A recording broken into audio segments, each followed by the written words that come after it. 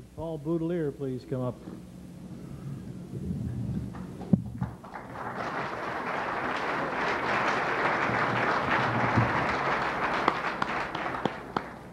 Paul Boutlier, ladies and gentlemen, is known to his friends as Boots. I guess I'm not yet in that category, because when I called him at St. Mary's last week and asked for boots, he responded in no uncertain terms, "This is Paul." I immediately went back to this paper and changed all the boots to Paul. Paul Boutlier was born in Sydney on May 3rd, 1963. His grandfather Archie taught him how to skate when he was 3.5 years old. Paul was never one to emote, but he could have been a bit more grateful than he turned out to be.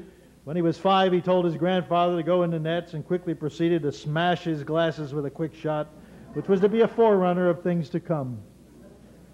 When he was 6, 7, and 8, he played hockey in the Sydney Squirt House League. When he wasn't at the rink, he used to force his little sister Christine to tend the net while he hit street hockey balls at her. His mom, Nadine, put a stop to it when he dressed her up in oversized pads and started pelting her with pucks. Jackie Coffin was his coach as he moved up from house hockey to the Sydney Squirt rep team, and when he was 9. He wasn't the bravest 9-year-old in Cape Breton. It was during this time, or so Adine says, that he disappeared one time for 4 hours because he'd accidentally hit the little girl next door, Ann Louise McIntyre, with a golf club. And he thought the time he spent away from the house were the last 4 hours of freedom he'd ever enjoyed before he went to the electric chair. Ann Louise, of course, played it for all it was worth, but suffered no damage, permanent or otherwise. Paul started playing county school hockey under the tutelage of Brassy McPherson. He was in grade 5. He got his first taste of victory in grade 6 when his Coxheath school team won their championship. Early on, he decided that winning beat the hell out of losing. He played Pee Wee A hockey from 73 to 77, finishing as a first-team All-Star at age 12, 13, and 14. In his last year at this level, his team won the Cape Breton County title and made it to the provincial final. He was a first-team All-Star when his junior high school team won their championship in 1976. In his first year of bantam hockey, he was coached by Nelson McCormick and Curtis McNeil. In his second year, he was coached by his dad, Ernie. Since this prestigious time behind the bench, Ernie's career has gone steadily downhill to where this once great bantam hockey coach is sunk to being president of Devco.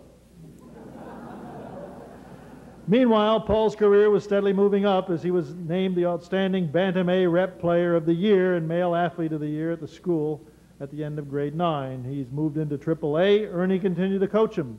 Paul, now 15 and 16, was just starting to develop what reporters took to describing as his tree trunks. His oversized thighs certainly never slowed him down in that he was named both an All-Star and the year's best defenseman. Like all teenagers, Paul thought he had finally gotten out from under Adine's thumb when he got his driver's license. She was watching out the kitchen window one day when he drove down the street to fetch a quart of milk. This is a chore he, like my stepdaughter right now, like all new drivers, are only willing to do for about a month after they get their new license. As he made his way down the street, he was busy nonchalantly waving to some girls of his acquaintance when the road abruptly ended, forcing him up on a neighboring Mounties lawn. When he came home, he decided to go sneak back up the street to fix the damage before his parents found out about the accident. When he started out the door, Dean said, "Where are you going?" "I'm just going for a walk," he said. She said, "Well, you better take a rake."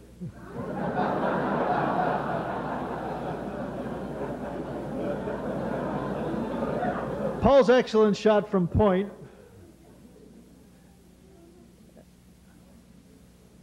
and his by now 195-pound frame, along with this list of hockey accomplishments, didn't long escape the scouts.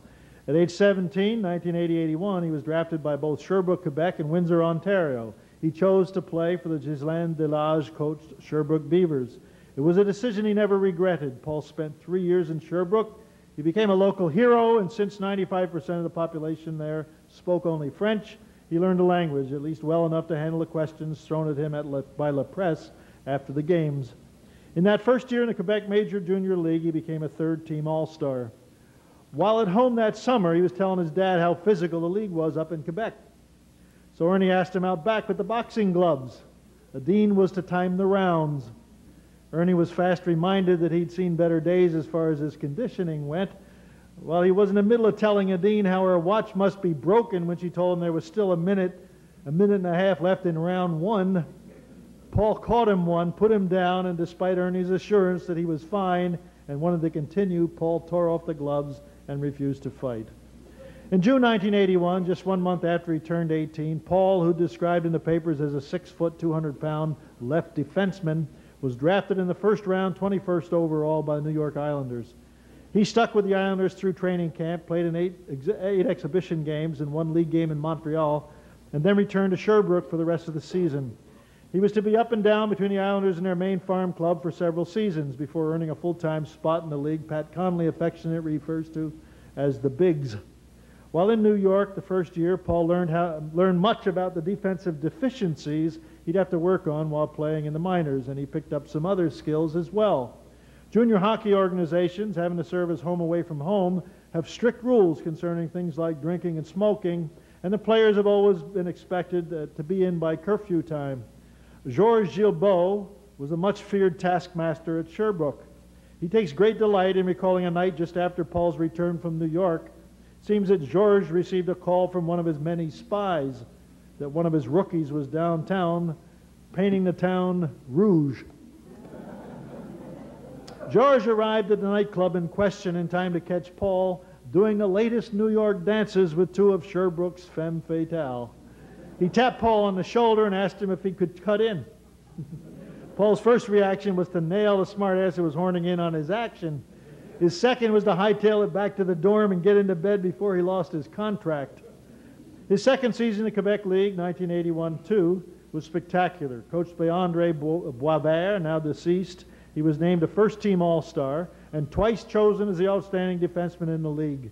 Once for the season and a second time for the defense he played, leading the Beavers to the Memorial Cup Championship.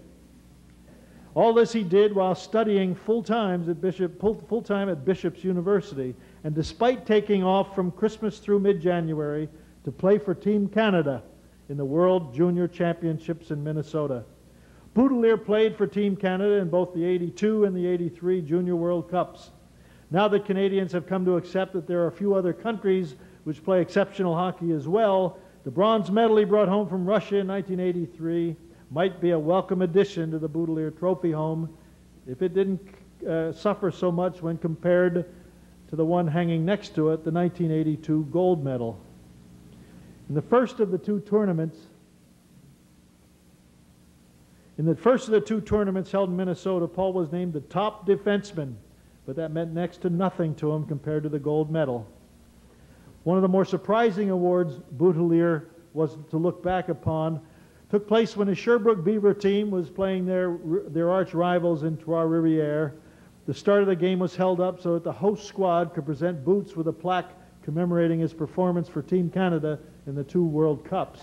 The fickle Trois-Rivières fans, who during the whole season never had a civil word to yell at Paul, honored him with a standing ovation which lasted several minutes. Speaking of fickle, Moncton Hawk and Maine Mariner fans remember Boutlier's post-NHL career when he was an all-star in the American Hockey League. Players can change loyalties pretty quickly too. Moncton coach Rick Bowness completed a trade for Paul a half hour before their game with the Mariners. He told Paul during warm-up at mid-ice. Paul calmly picked up his stuff, dropped his jersey, skated across the ice, donned his new Hawk shirt, played the game of his life happily, thumping the guys with whom he'd warmed up.